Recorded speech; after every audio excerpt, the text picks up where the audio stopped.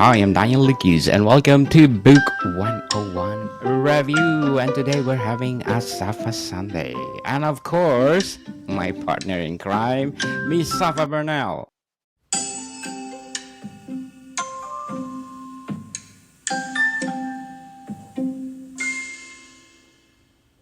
Hello, everybody. I am Safa Bernal. I am the cyberpunk and mythpunk author of multiple books, including Neon Lieben, Char and Dash, Son of Abel, Book of Revels, and Whiskey and Sinner's Blood. Yes. And I'm here to talk about science fiction and fantasy today. Yes, definitely. So, Miss Bernal, what defines characters as being the sci-fi genre versus the fantasy genre? The biggest definition between science fiction and fantasy is whether they get their power and their culture from a scientific or technological concept, or whether it's from a magical or folklorish concept. So although there is a blending of the two in science fantasy, when you're looking at sci-fi, you're looking usually at some form of space travel or, upper level science. You're looking at futuristic technology, maybe AI and cyborgs and time travel, and, the whole pulp fiction sci-fi, the blaster pistol with the pew, pew, pew, pew, and light beams coming out, that kind of thing. You're looking at events that happen through technological means, and usually you're looking at a few themes wrapped around technology itself. There's a lot of good questions to posit when you're looking at technology, and you're looking at the ethics of tech, when you're looking at how technology has to kind of expand with us over time. And that does lend credence to a lot of dystopic sci-fi and utopic sci-fi. Some of the classic utopic sci-fi would be things like early Star Trek. I say early Star Trek because once you get to Discovery, it took a very different turn. But classic Star Trek that was developed by Roddenberry, Star Trek that was developed closer to Roddenberry, was of a utopic federation dealing with coming up against other beings and other aliens that didn't, have the same point of view. So you've got that sense that technology can be danger. It can be a good thing. What do you do with it? You've got, scientists, you've got, mad scientists, you've got people that are trying to create something, they're trying to solve a problem by using technology itself. When you're looking at fantasy, you're looking at swords, dragons, wizards, you're looking at magic, you're looking at a lot of folklorish elements, whether that folklore is sort of Eurocentric kind of Western folklore, if you're looking at Eastern folklore, if you're looking at folklore from, Yoruban folklore, there's some incredible kind of fiction coming out of this sort of Afro-punk kind of feel. And it's just incredible. There's a lot of fiction coming out of Ghana right now that's just blow your mind. And then you've also got, either that tie to folklore or that tie to some form of religion or magic. And when I say religion, because there's a couple ways that magic can really be used. Either magic is a replacement for science and it's just you're using a magic spell instead of an AI, or it's this sense that they're like, where does that magic stem from? Where does that magic come from? Does it come from the planet itself? Does it come from the earth? Does it come from water? Does it come from the basic elements? Is it something that some supernatural entity has given people? Do we get the chance to interact with those supernatural entities? Or is it something that's just intrinsic to the way that the world was created? And so you get a different kind of feel to fantasy than you do science fiction. There are some other ways of approaching conflict. There's other ways of approaching kind of the culture that you go into and the different things that people have to solve. And I think that is the biggest kind of defining separator. I also do think that just because of the nature of early pulp magazines, we were talking a little bit about this in Movies 101 that we just filmed. We were talking about pulp fiction. And pulp fiction itself, those magazines that started in the 1880s and kind of drifted by the 1896, they started drifting towards more adult content, as in not for children, not as in overtly it meant more for teenagers and Yes. young people and, people who wanted a good story. A lot of those pulp magazines going into the 20s and 30s, they told a lot of different stories. They got weird, weird stories and things like that. They've got a blend of science fiction and fantasy stories within them. You have Conan the Barbarian, and then all of a sudden you've got some Asimov in some different ones. And then they sort of kind of diverged over time as there was enough audiences to be able to diverge without losing market share. So Yes, people, we are inviting you to listen to our other podcast, Movie 101 Review with Miss Safa Bernal. Shameless plug. Shameless plug. Yes, we just talk about Pulp Fiction, people. You see our logo before a while ago. It's about Pulp Fiction because we just talk about Pulp Fiction. And again, we are inviting you to listen to Movie 101 Review. So, Miss Bernal, how do authors typically develop the powers or ability of a sci-fi fantasy characters? First, they need to kind of build the world. I always say when it starts to it, and this is something that people who've been part of my streams or part of my writers' workshops are like, yes, Safa, we know. You have to start with your origin story. You have to start with your cosmogony. And cosmogony, that's, how did the world get started? Let's take a couple of popular cosmogonies from mythology.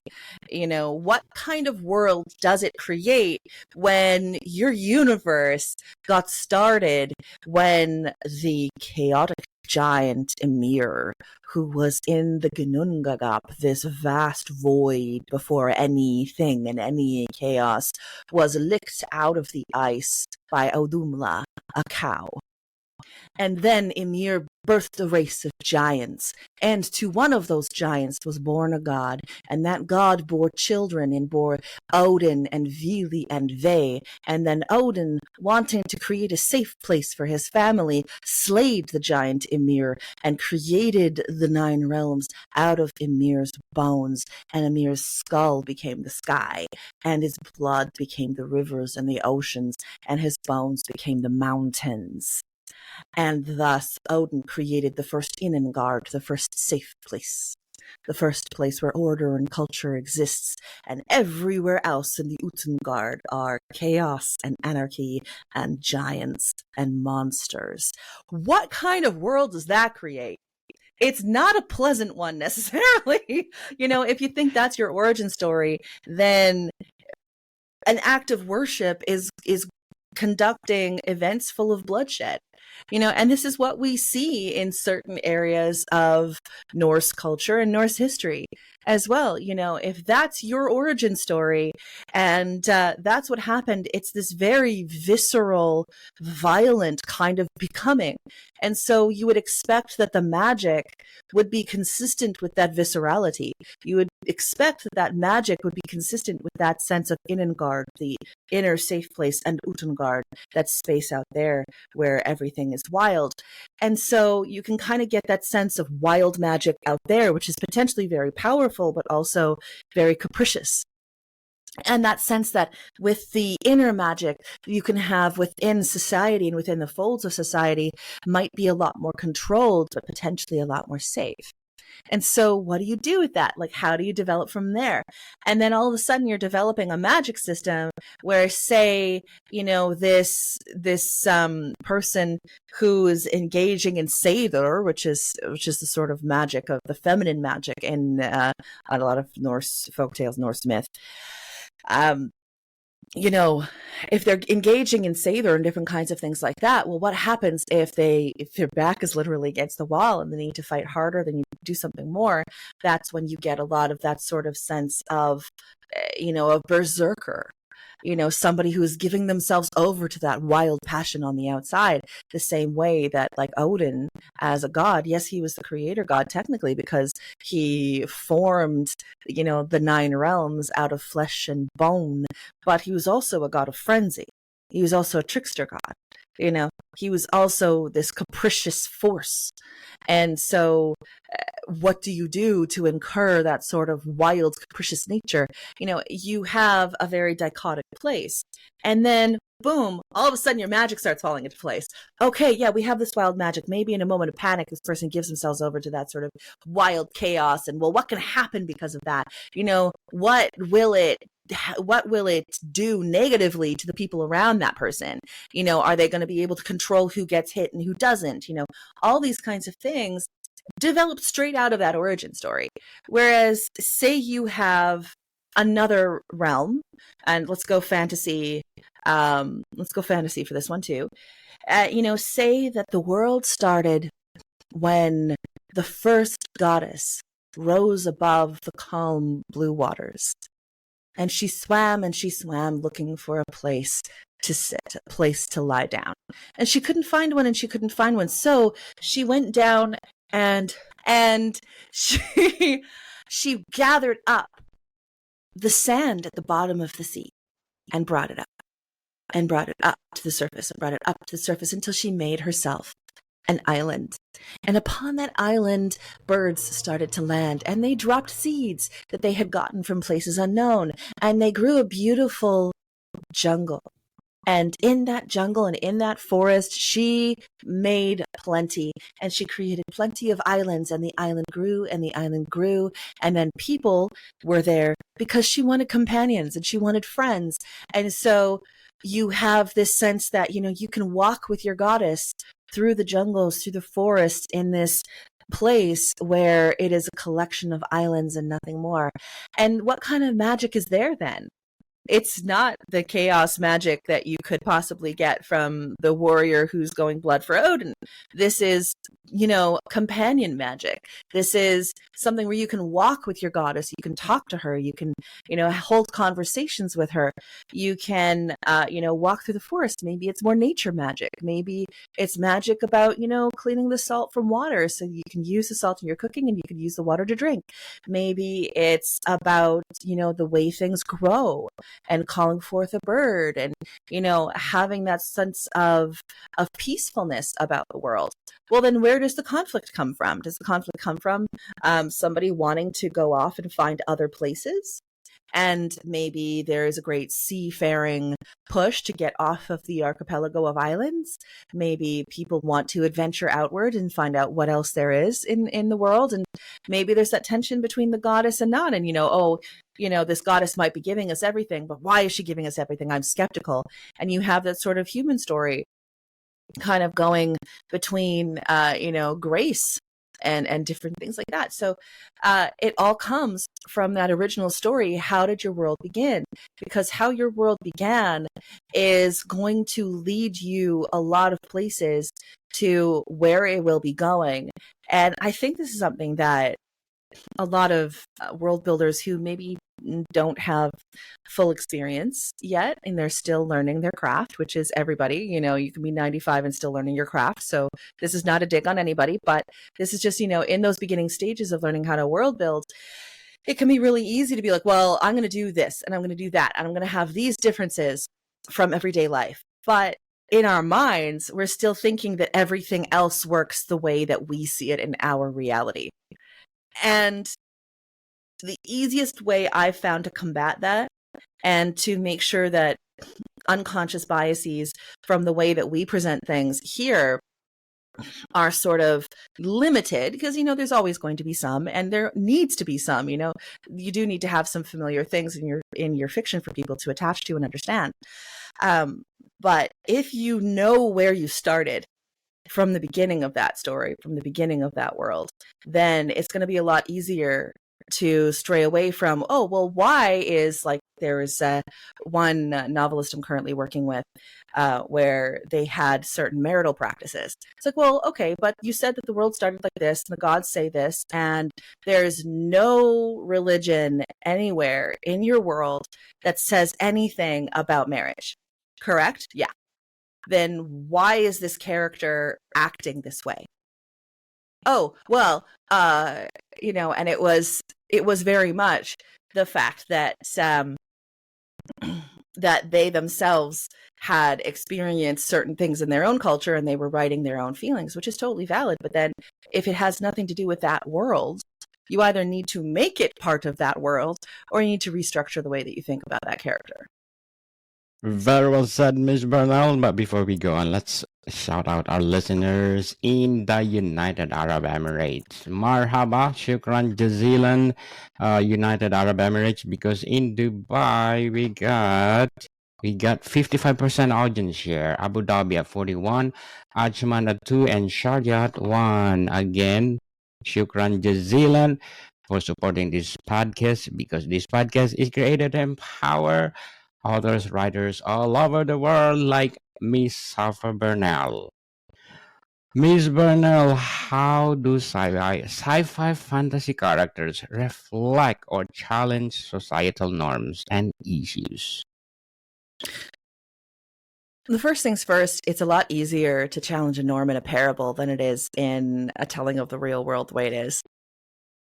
You have the cover of being able to sort of hide a little bit of your intention at first when it comes to science fiction and fantasy. It's a way to investigate the nth degree of something as well. You can investigate, say, with science fiction, extrapolate where technology will take us. Where will the technology take us? Well, you can see that when you push forward with a stream of consciousness or a stream of thought and a stream of technology in something like a sci-fi novel.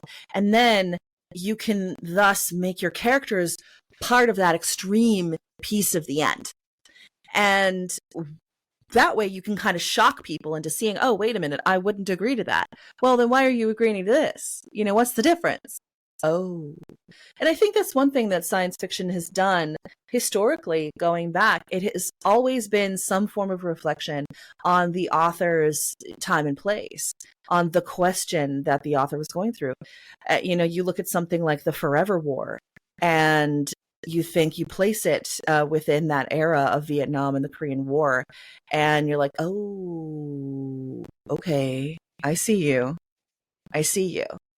And you're able to kind of see it within its time as something that's really dealing with something very visceral and very personal to a lot of people, especially to a lot of veterans in the United States, while at the same time, it's so far removed from the reality of the situation that we're dealing here that I think that you're kind of absolved from a lot of the politic in a way. Not that you're always absolved from the politic, because politics does make its way into literature. That is just a fact of the world.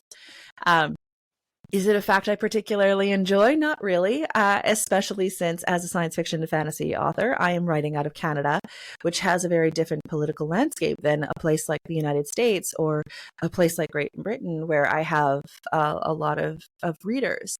And so there tend to be some countries on this planet which are more politically active and politically sort of in your face than others, especially in the last 10 years or so.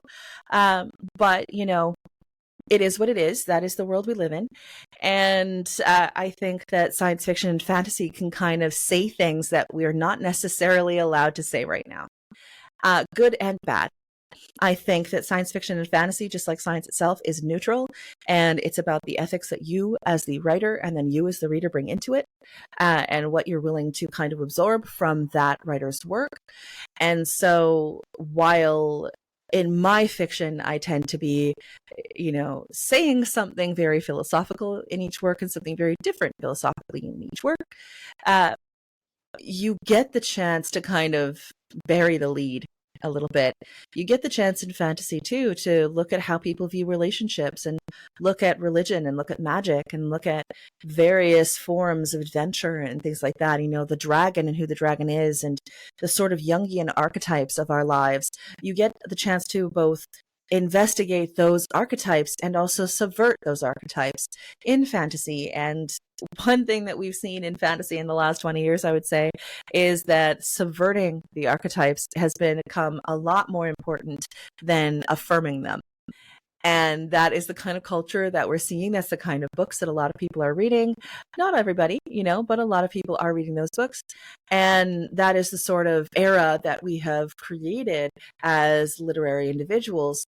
And so then the question becomes, how far do you go down that road of subverting those archetypes before the subversion becomes the orthodox, before it's no longer subversion? That's just the normality of that place and time. That's the normality of that culture. What is the new subversion going to be? Punk has been incredibly subversive since the 1970s, when it really got going with punk poets and then punk music. And it was that sort of, 1-2 punch of punk music creating punk poets, and punk poets creating punk music, and then driving it forward from there into punk narratives. And then us seeing the rise of cyberpunk in the 80s, and then afterwards, steampunk and diesel punk and, myth punk myself as a genre is a fairly small subgenre that was coined by Catherine M. Vellante not that long ago. So it is kind of that structure of its time. But you get to sort of hit the hard stuff harder in fiction, especially fantasy and science fiction, because technically this is not happening on Earth. Technically, this is my world that these things are going on in, and I'm not making, this is about Lieben, not about Grok. And to be honest, Grok and the AI that X is working on right now wasn't even a thing. It wasn't even a name when Neon Lieben was published in 2021. So it's true. This has nothing to do with Grok. But this was my version of what would happen if an AI were to gain sapience. Because sapience and sentience, two different things, but and start attempting to take over the world. You know what's going to happen? We'll read Neon Lieben, and you'll find out part of what I believe. Yes, Miss Bernal, I recommend you to watch Atlas, on Netflix by J-Lo. It's about artificial intelligence. I don't know if you're a fan of that, but I highly recommend. I just watched last week. It's something else, just like your Neon Lieben. I definitely try and keep my pulse on what's going on in the artificial intelligence community, the artful community that are doing projects with our AI. So I'll have to see. Simu Liu is in that too, and he was really good in Shang-Chi. So, and Barbie. Yes. He's good at Barbie too. You need to watch it. So how do authors balance human traits with supernatural or futuristic abilities in their characters? I think the key word there is balance. Yes. The trope is that if you have somebody be super powerful, then they need to have some form of detriment to match. So I'm always looking at where the balances are, because anybody too close to God just loses interest in a lot of people. And I think, if I may be opinionated about this, is my personal opinion, and nothing against anybody else, believe what you believe. But when I look at a character like Captain Marvel, and she's as powerful, if not more powerful, than Superman. Well, Superman's another one. Both Superman and Captain Marvel are incredibly difficult characters to do in a real visceral way, because they have so few threats that can actually feel threatening to them. And so when you have a character like that, when you have these Mary Sue, these God complex characters, the slightly ditzy, didn't know she was a princess, falls through time, space, or whatever fantasy into obviously some form of romantic triangle with a bunch of, either alien or other characters. When you have this character that, she's beautiful and she's this, but she's quirky. It's okay because she's quirky. Well, that's not enough for me. I need to see some balance there in the character itself, because otherwise there's no threat. All the threat is illusion. It's the same thing as if you put in a multiverse. I just finished playing Final Fantasy VII Rebirth yesterday. I was putting it off for a while, because I knew I was close to the end. I was like, I'm not ready, and they, spoiler alert there, if you're a gamer, they added much more concentration on a multiverse in Final Fantasy VII Rebirth. You're going to have to play the game to find out what I'm talking about. But it almost instantly just created this sense of, oh, well, then the stakes are a lot lower, aren't they? Because there's almost infinite chances to get it right. So the stakes are lower, and the same thing happens when you have a character that's powerful and pretty and talks in a certain way, and other characters are handling them in a certain way, and they're always getting what they want, or they're being really kind of negative to other people, but they're still being fawned over, and things like that, and their attitude is not necessarily glowing and things like that. You look at that and you're going, where are the detriments? What are they actually struggling with? And what I've seen in the last few years of published literature going forward is that usually those detriments are internal. Usually it's some form of trauma that comes out in a backstory or comes out in various interactions that this person has with other people in the narrative. And the trauma is the balancing aspect.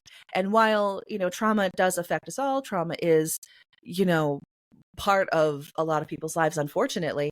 And if that is your life too, then I absolutely encourage you to talk to somebody, talk to a professional that is capable of helping you. There are tons of different professionals out there. All of them have different feels, and absolutely, talk it through and things like that. Now learn how to deal with it as much as we can, being human. But if that's the only negative I see in a character, that they've had something that went wrong in their past or present, I'm losing a lot of interest, because again, that is a detriment, but it's still almost cloaked like Superman. And I would rather see somebody who, has a game leg, or, somebody who maybe they broke their hand and they can't use one hand, or they're trying to go through life for the period of time of the book. Maybe the book's taking place over a week and they've just been in an accident, or maybe, they just got broken up with and they're trying to figure out where they're going to go.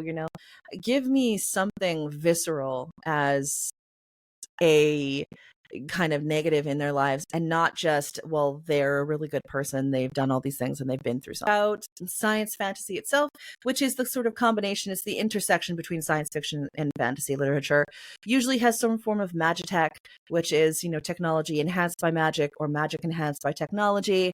It can be more science fiction leaning or more fantasy leaning in the balance of its elements. So one thing I would say when it comes to science fantasy, I would definitely put something like Star Wars into that category, because you've got the Force, but you also have technology. So you have, hyperdrive and all that kind of thing, but you also have, different religious sentiments and things like that that are part of the narrative. And they all work together.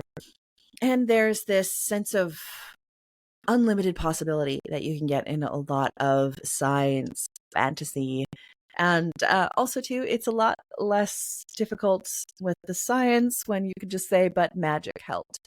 As somebody that does a lot of hard sci-fi, especially in my Lieben cycle, I tend to go quite on the scientifically plausible side of things when it comes to things like Neon Lieben. And it can be a lot of difficult meandering to try and get what you want narratively and find the science to back it up. And it's a little bit less of a headache when you can say, yeah, but there's also a brush of magic with it. And with that, I'm going to brush a little bit of magic on this episode of Book 101 Review with the incredible Daniel Lucas. Make sure you listen to his other podcasts like Food 101 and Movies 101. I am Safa Burnell, the author of Neon Lieben, Char and Dash, Son of Abel, Book of Revels, Usurper Kings, and Whiskey and Sinner's Blood.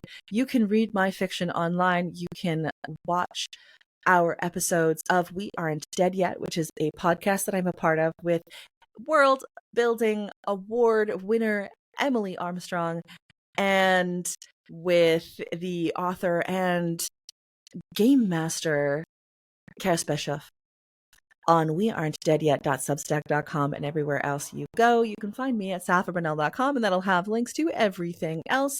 That is SAPHABURNELL.com or .ca if you are Canadian.